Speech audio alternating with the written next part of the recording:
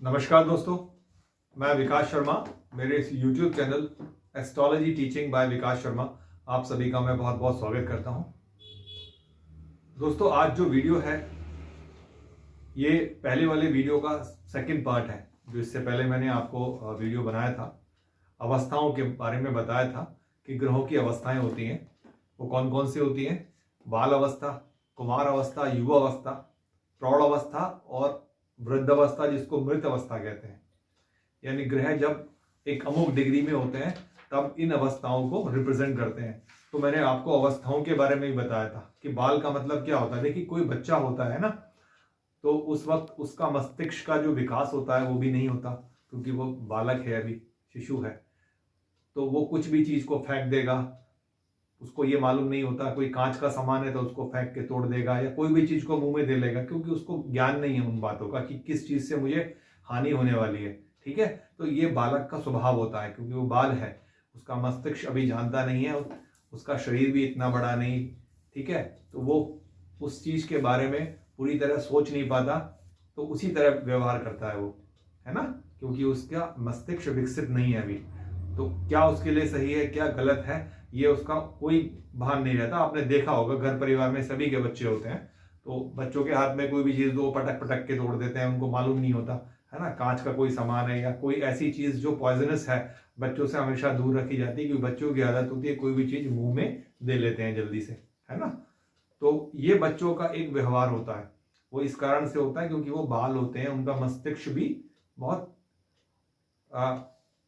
अविकसित होता है। इस कारण से उनका व्यवहार भी बहुत अलग प्रकार का होता है ना, क्योंकि उनके व्यवहार में कोई सोच नहीं होती। इसी कारण से जो अवस्थाएं आपको बताई गई हैं कि जब ग्रह बाल अवस्था में होते हैं तो उनका व्यवहार भी अनसर्टेन होता है ना। तो वो कैसा भी व्यवहार कर सकते हैं बिना सोचे समझे, बहुत ज्यादा बहुत कम।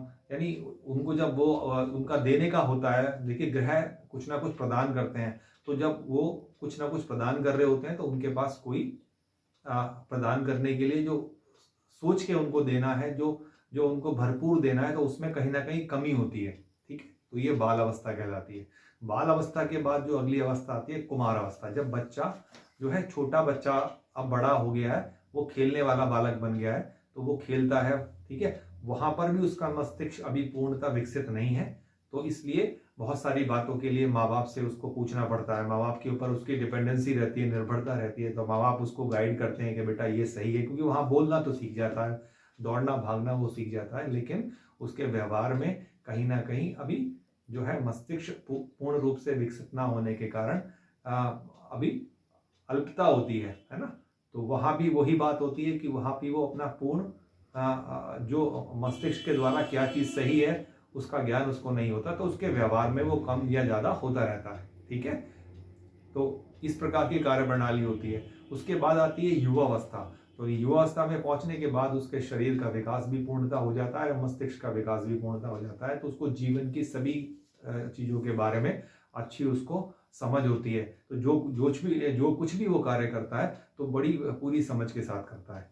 तो ये जो अवस्था होती है इसको कहते हैं युवा अवस्था। इस अवस्था में चूंकि वो शरीर से भी सबल है और बुद्धि से भी सबल है, तो वो पूर्णता अपना प्रभाव दिखाता है ऐसा ग्रह, जब वो युवा अवस्था के अंदर होता है।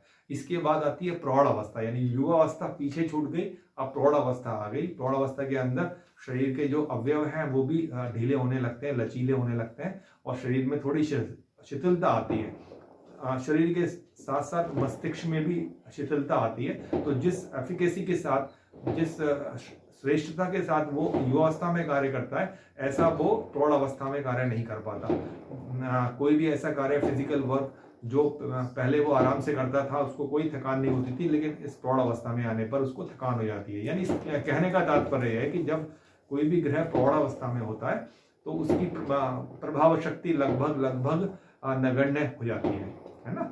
अब वो 10% ही कार्य करता है, ऐसा ग्रहों के साथ बताया गया है। और जब वो बिल्कुल वृद्धावस्था में पहुंच जाता है, जिसको मृत अवस्था कहते हैं, तो ग्रहों की वो अवस्था, जैसे वृद्ध की अवस्था होती है कि युवा अवस्था, प्रौढ़ अवस्था बहुत पीछे छूट गई, अब वो दूसरों के ऊपर डिपेंड है, जैसा दूसरे लोग उसको उठाते बैठाते हैं, खिलाते पिलाते हैं, उसके दांत भी नहीं है, तो हर प्रकार से वो दूसरों के ऊपर डिपेंड हो जाता है, जैसा वो बाल अवस्था के अंदर होता है, शिशु अवस्था में होता है। तो यहाँ भी उसका प्रभाव बिल्कुल जीरो हो जाता है। इसको मृत अवस्था कहते हैं। तो हमको पहले ये समझना पड़ता है कि अवस्थाएं किस प्रकार किस चीज को इंगित करती हैं। आज मैं एक एग्जाम्पल के साथ आपको ये समझाने का प्रयास करूंगा। मैंने पहले वीडियो में बहुत अच्छे से आपको समझाया था कि बाल अवस्था, ठीक है, कुमार अवस्था, युवा अवस्था, प्रौढ़ अवस्था और मृत अवस्था ग्रहों की होती है। कैसे देखते हैं, आज एक एग्जाम्पल मैं आप लोगों के सामने लेकर आ रहा हूँ। ये कुंडली है। कुंडली में जो लगन है वो तुला लगन की कुंडली है, 7 नंबर से शुरू होती है। ठीक है, ये नंबर जो है ना, आपको बता चुका हूँ, ग्रहों जिस खाने में जो नंबर लिखा है वो एक राशि को रिप्रेजेंट करता है। जैसे पहले खाने में 7 नंबर लिखा है तो ये तुला राशि हो गई, 8 नंबर की वृश्चिक हो गई, 9 नंबर की धनु हो गई। इसी प्रकार ये आगे के नंबर से आप निकाल सकते हैं कौन कौन सी राशियां हैं। तो मैंने यहाँ पर लिख दिया। ऐसे आप जब जन्म कुंडली खोलेंगे ना अपनी, तो उसमें एक ऐसा पेज आएगा जिस पर ग्रहों लिखे होंगे, उसके आगे उनके अंश दिए होंगे। ठीक है,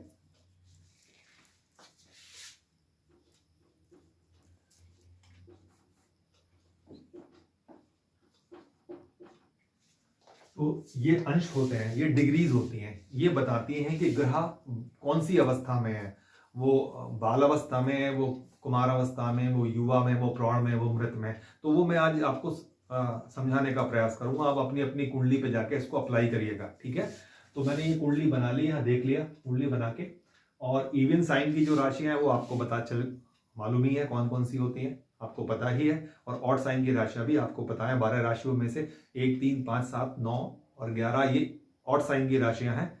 ठीक है, और 2, 4, 6, 8, 10, 12 ये इवन साइन की राशियां हैं, सम राशियां और विषम राशियां, ये आपको सबको पता है। ठीक है, तो इन्हीं उसी के अकॉर्डिंग मैं आपको कल बताया था कि सम राशियों में जब हम गणना करते हैं तो नीचे से गणना शुरू करते हैं। यानी जो पहले 0 से 6 डिग्री है वो कौन सा अवस्था होती है, वो अवस्था होती है वृद्धावस्था। ठीक है, या मृत अवस्था कहते हैं जिसको। और उसके बाद 6 से 12 प्रौढ़ अवस्था। ठीक है, और 12 से 18 युवा अवस्था, और 18 से 24 कुमार अवस्था, और 24 से 30 बाल अवस्था। और यही क्रम विषम राशियों में सीधा चलता है।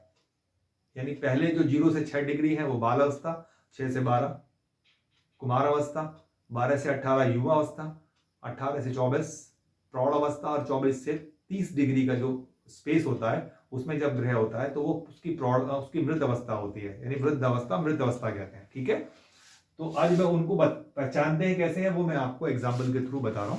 आप इस बोर्ड पे समझिएगा। ठीक है, ये चार्ट मैंने आपको समझा दिया, तुला लगन का चार्ट है। इसमें ग्रह लिखे हुए हैं जगह जगह से, यहाँ पर ग्रह है, यहाँ पर ग्रह है, यहाँ पर ग्रह है, यहाँ पर ग्रह है। यानी 1, 2, 3, 4 है ना। तो इस 4 ग्रह तो मेष राशि में है, एक जो है मिथुन राशि में है, और 1, 2, 3 ग्रह धनु राशि के अंदर है। ठीक है, और एक ग्रह कर्क राशि में। तो ये मेष राशि, मिथुन राशि और धनु राशि ये विषम राशियां हैं। तो इसमें जो ग्रह होंगे उसमें गणना कहां से शुरू करते हैं, 0 से 6 डिग्री बाल अवस्था होती है। ठीक है, विषम राशियों में 0 से 6 डिग्री बाल अवस्था, 6 से 12 कुमार अवस्था, 12 से 18 युवा अवस्था, 18 से 24 प्रौढ़ अवस्था, और 24 से 30 मृत अवस्था होती है। ठीक है, तो जरा हम नोट कर लेते हैं। जैसे यहां लिखा है लगन, लगन के आगे 3 डिग्री 43 मिनट 43 मिनट्स दिया हुआ है। 3 डिग्री 43 मिनट्स है ना। तो ये 0 से 6 डिग्री के स्पैन में आ रहा है। और लगन क्योंकि ऑड साइन की है, विषम राशि की है, तो विषम राशि में 0 से 6 डिग्री वाला जो स्पेस होता है वो कौन सा होता है, बाल अवस्था। तो मैंने यहां लिख दिया बाल अवस्था। ठीक है, उसी प्रकार सूर्य देखते हैं। सूर्य कहां पर है, विषम राशि में है। तो विषम राशि में जो है कितने डिग्री का है, 8 डिग्री का। यानी एक पहला स्पेस 0 से 6 डिग्री बाल अवस्था, और 6 से 12 जो है कुमार अवस्था कहलाती है। तो ये जो 6 से 12 है, ये 6 से 12 के उसमें आ रहा है। तो 8 डिग्री और 29 मिनट्स का इसका स्पेस है। तो ये कौन सी अवस्था हुई, कुमार अवस्था। उसी प्रकार चंद्रमा को देखते हैं। चंद्रमा कहां पर है, धनु राशि में बैठे हुए हैं। ठीक है, ऑड साइन में बैठे हुए हैं। ऑड साइन में हम ऊपर से सीक्वेंस वाइज शुरू करते हैं, बाल, कुमार, युवा, प्रौढ़ और मृत, है ना।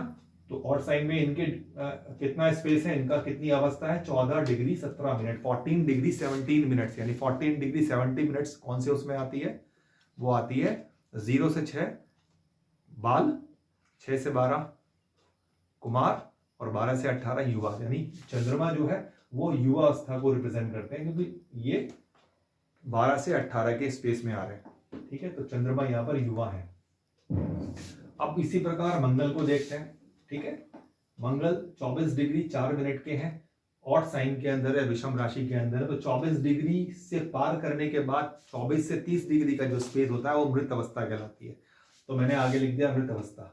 उसी प्रकार बुध कहाँ पर बैठे हुए हैं, वो भी ऑड साइन में बैठे हुए हैं। तो बुध की कितनी डिग्री है, 3 डिग्री 21 मिनट, यानी 0 से 6 डिग्री तक का जो स्पेस होता है वो होता है बाल अवस्था। तो मैंने लिख दिया उसके आगे बाल अवस्था। बुध जो है बालक है। बृहस्पति की बात करें, वो भी ऑड साइन में बैठे हुए हैं, धनु राशि में, अपनी राशि के अंदर, ठीक है। उनकी डिग्रीज कितनी है, 15 डिग्री 56 मिनट, ठीक है। 15 डिग्री 56 मिनट ऑड साइन के अंदर कौन से खंड में आता है, 12 से 18 वाला, यानी युवा अवस्था। तो बृहस्पति यहाँ पर क्या है, युवा है पूरे। उसी प्रकार शुक्र को लेते हैं, शुक्र कहाँ बैठे हैं, ये भी ऑड साइन में मेष राशि में बैठे हुए हैं, ठीक है। शुक्र के आगे मैंने वह लिखा हुआ है, इसका मतलब होता है वक्री, ग्रह वक्री है, शुक्र यहाँ पर वक्री है।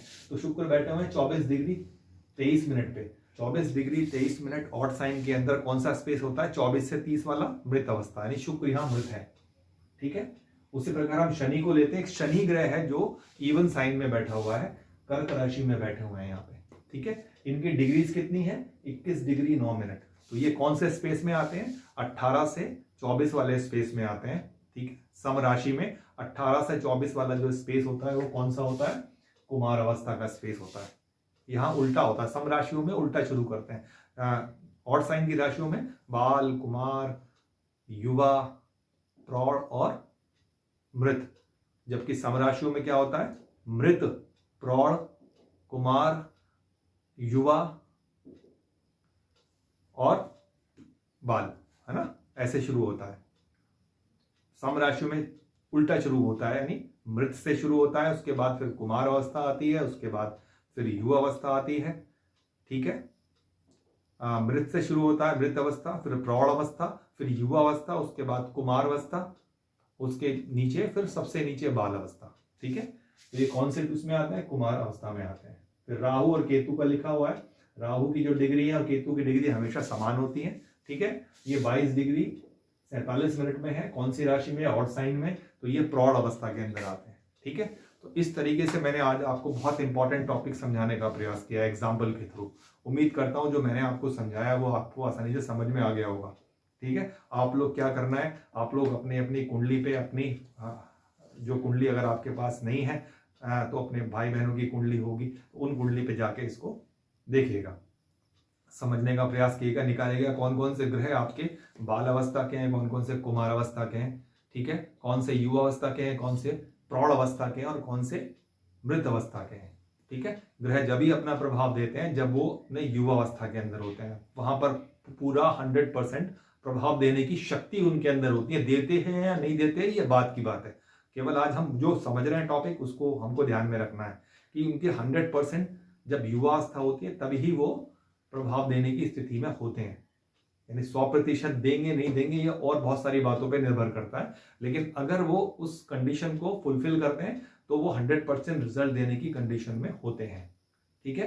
तो आज मैंने सरलता से आपको ये टॉपिक क्लियर करने का प्रयास किया है। उम्मीद करता हूँ ये बात आपको आसानी से समझ में आई होगी। अगर फिर भी कोई कमेंट्स हैं, आपका कोई सुझाव है तो मुझे कमेंट्स कीजिए, है ना, कमेंट बॉक्स में जाके।